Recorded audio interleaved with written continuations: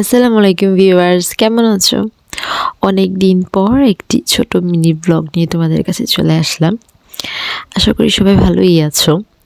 তো একটা সুন্দর একটা জিনিস শেয়ার করতে আসলাম। আমি প্রায় তোমরা জানো যারা আমার ডেইলি ব্লগগুলো দেখো, বাসার সামনে একটা সুপার শপ আছে, সেটার নাম হচ্ছে লিডল, যেখান থেকে প্রায় আমার 2 দিন পর পর বা 3 দিন পর পর কেনাকাটা হয়। তো সেখানে আমি যাওয়ার আগে যে দেখো, আমি তোমাদেরকে লোগোটা দেখাই। লিডলের লোগোটা দেখা যাচ্ছে এখান থেকে, ব্লুর মধ্যে ইয়েলো অ্যান্ড রেড কালারের মধ্যে লেখা। হ্যাঁ, যে এই যে এখানে আমি প্রায় আসি কিছু না কিছু কেনাকাটা করতে। এখানে দেখতে পাচ্ছ অনেকগুলো খোলা শপ দেখা যাচ্ছে। আমাদের দেশে আমরা যেমন মেলাতে গেলে যেরকম অনেক কিছু দেখি, তা আমি খুব অবাক হই, কারণ এই জায়গাটা অলমোস্ট খোলা থাকে, কখনো কিছু থাকে না।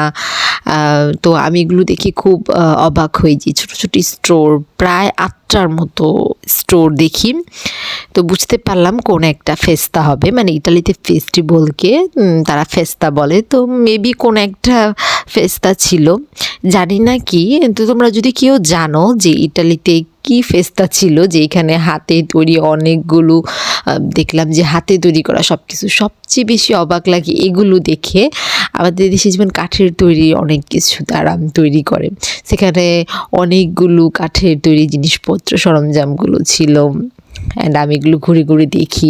বেশিরভাগ, মানে তুমি বলতে পারো যে 80 বা 90% জিনিসগুলো এইখানে হাতে তৈরি জিনিসপত্র ছিল। পুতুল ছিল, তারপরে হচ্ছে তোমাদের হাঁড়ি মানে মোটামুটি অনেক কিছু ছিল, ড্রয়িং ছিল। এগুলো আমার কাছে খুব ভালো লাগে। তা আমার সাথে আরও একজন বাঙালি আপুর সাথে দেখা হয়, উনিও আমাকে বলে যে এগুলো হাতে তৈরি জিনিসগুলোকে প্রিন্ট করা, মানে হাত দিয়ে ড্রয়িং করি যেভাবে, ওই রকম কিছু একটা। এগুলো হোয়াইট কালার ছিল, এগুলোকে সুন্দর করে আর্ট করা হয়। অনেকগুলো ওয়ালমেট ছিল, আমার কাছে খুবই ভালো লাগে। মানে এই ফার্স্ট টাইম, মানে লিডলের সামনে যেখানে আমি অলমোস্ট কেনাকাটা করি, যদি ওখানে না যাওয়া হতো তাহলে মনে এগুলো দেখাও হতো না। তো যাই হোক, এই সুন্দর একটা জিনিস তোমাদের সাথে শেয়ার করার জন্য আমি ভিডিওটা করি।